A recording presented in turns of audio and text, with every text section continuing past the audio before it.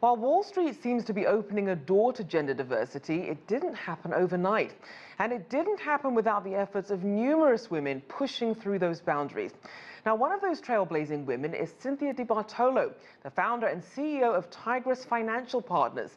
CGTN's Terrett caught up with her at the Bloomberg Global Business Forum earlier this year and asked her about her decades-long journey in the sector and her successful battle against cancer. Well, when I was going to Wall Street, I wasn't sure if it was an actual place or if it was a culture, but when I discovered it was a cult.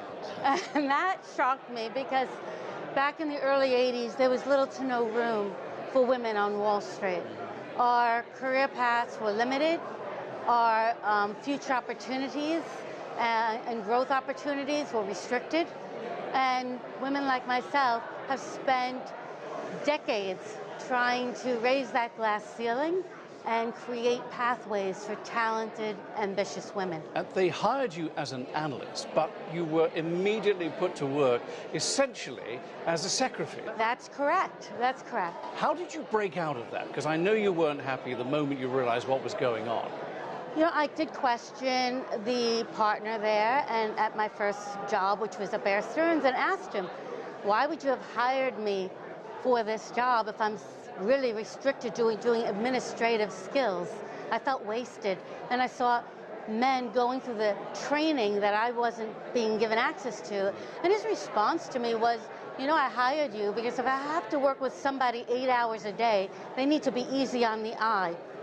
That response changed the entire trajectory of my path on Wall Street. I knew right then and there I could not stay in that role, that I needed to leave and go develop a skill set that was distinct and highly valuable. And that's when I went and pursued a law degree with a specialty in federal securities regulations. Yes, and for those of us that have trouble understanding what that even means, what does it mean? You know, back then, I'm not sure anybody really knew what it meant in the 80s either, but it really is a focus on the rules, the regulations, the 33 Act, the 34 Act, all the underlying foundation of how much of financial services is conducted today. And over the years, those rules and regulations have expanded so that we protect the public investor. You have now started your own company, and we'll get to that. Yes. But before we get to that, you were diagnosed with a brutal diagnosis of head and neck cancer. Now, tell us what that meant for you, because it was pretty awful, wasn't it? It was pretty awful because it's a radical diagnosis. At the time I was working on Wall Street, I had now moved up the ranks in the prime of my career.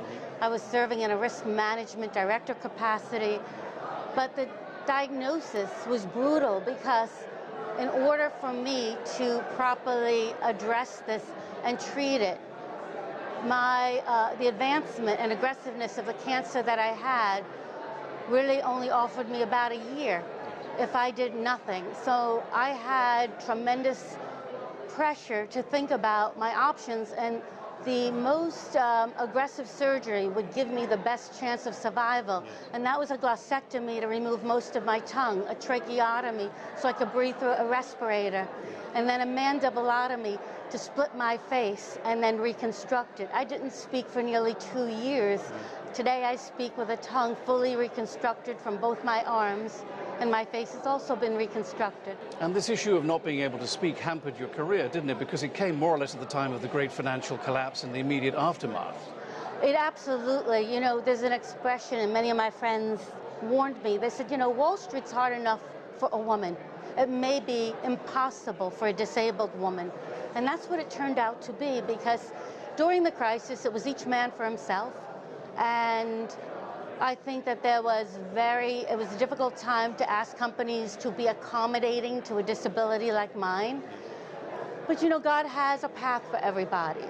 And I'm not sure, had this not happened to me, I would have started my own firm, because it was really thanks to my father, who said to me, you know, Cynthia, those doctors operated on your tongue, not your brain. You need to figure your career out. And that was at a time, apparently, when you were more depressed about your career going sideways than the illness that you had. Is that correct? There's no question. I was more depressed about my career going off the tracks than having, been subject to this type of cancer, because you see, cancer, you're a victim to cancer at a point when you get it. However, I couldn't understand how I could be discounted after decades of contribution on Wall Street, and virtually discounted because I had a speech disability. Now, you founded Tigress Financial Partners, and you had two key demographics in mind, women and the disabled. So practically speaking, what does that mean? I was determined to give a voice to both. Both are marginalized. Women and disabled people become easily marginalized in society, especially in financial services. And I thought I had tenacity, I had incredible education, experience on Wall Street, and I was going to use every moment that I could speak and utter a word to advance opportunities for both women and disabled people, and created Tigress, which means fierce woman, to do that. And do you sense that this is now changing on Wall Street, that Wall Street is a very different place to how it was when you first went there? I think it's slowly becoming much more sensitized to women, disabled individuals, and minorities. It has been a long time coming, but it's something we cannot disregard. Corporations, whether they're on Wall Street or not, need to understand the wallet share that women represent today. They need to understand the wallet share that minorities represent and disabled people.